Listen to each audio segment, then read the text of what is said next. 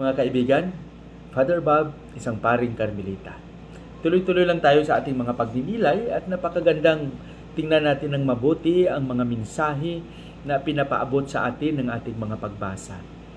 Nasa 19 araw na tayo sa buwan ng Pebrero, araw ng Lunes, 2024. Sana sa ating pagsisikap araw-araw, mabigyan natin ng pansin ang lahat ng ating mga pagkukulang at maituwid natin ito sa kahit anong paraan.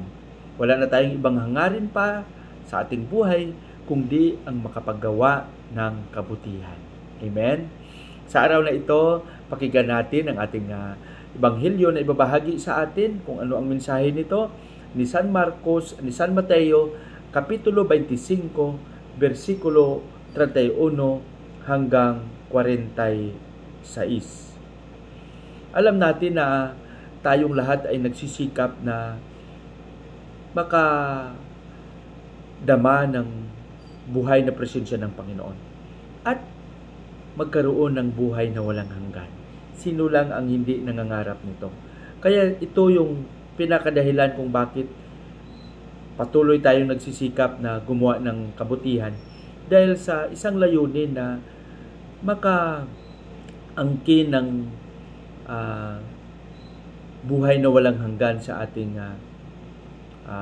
buhay pagdating ng panahon at makasama natin, makapiling natin ang lahat ng mga banal at ang ating Panginoon.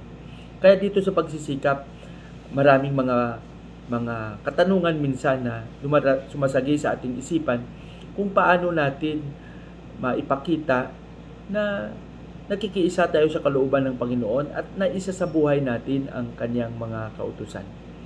Dito narinig natin at mababasa natin sa ating ebanghelyo na ang Panginoon ay nagbigay ng isang paglalarawan kung paano maipakita yung pagkilala sa Kanya. Kaya nga sabi niya, pagdating ng panahon, iipunin o titipunin ng hari ang lahat ng kanyang mga tao at ihiwalay niya ang mga tupa kaysa mga kambing. At sinabi niya pa dito, sabi niya, sa lahat ng mga gumawa ng mga mabuti, dito kayo sa aking kanan, at sa lahat ng mga gumagawa ng masama, doon kayo sa kaliwa. Sabi niya. Paano sinabi ng hari dito yung gumagawa ng kabutihan? Halika kayo, sabi niya. Makiisa kayo sa pagdiriwang dahil kayong mga mabubuti. Nung panahon na ako ay nauuhaw, pinainom niyo ako. Nang ako ay nagugutom, pinakain niyo ako. Nung ako ay nasa bilangguan, binisitahan niyo ako. Nung wala akong damit, dinamitan niyo ako. Sabi ng mga mabubuti, Kailan ka namin pinainom na ikaw ay nauuhaw? Kailan ka namin binisita nang ikaw ay nabilanggo?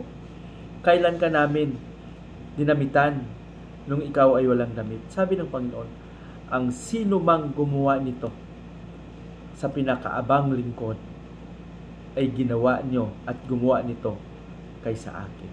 Napakaganda. Kaya mga kapatid, dito napapansin natin yung paulit-ulit na sinasabi ng ating ebanghelyo na yung pagmamahal natin sa Panginoon ay hindi natin pwedeng ihiwalay sa pagmamahal natin sa ating kapwa. Kaya bato-bato sa langit, no, kung ang ating paniniwala sa Panginoon ay hindi natin maisabuhay, sinungaling ka. Panindigan natin ang ating pakikiisa palagi sa kalooban ng Panginoon.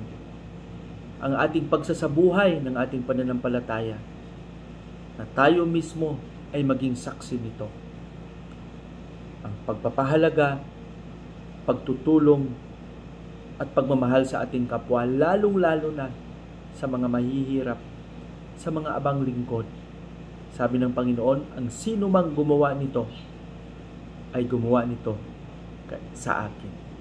Napakaganda. Kaya sana huwag tayong matakot na gumawa ng kabutihan, huwag tayong matakot na tumulong, huwag tayong mahiya na kahit sa ating napakaliit na kakayahan ay patuloy pa rin tayong nagbabahagi nito sa iba, lalong-lalo na sa mga nangangailangan. Pagpalain nawa tayo ng Panginoon. Sa ating panalangin, Panginoon, turuan mo kaming makilala ka araw-araw sa aming kapwa.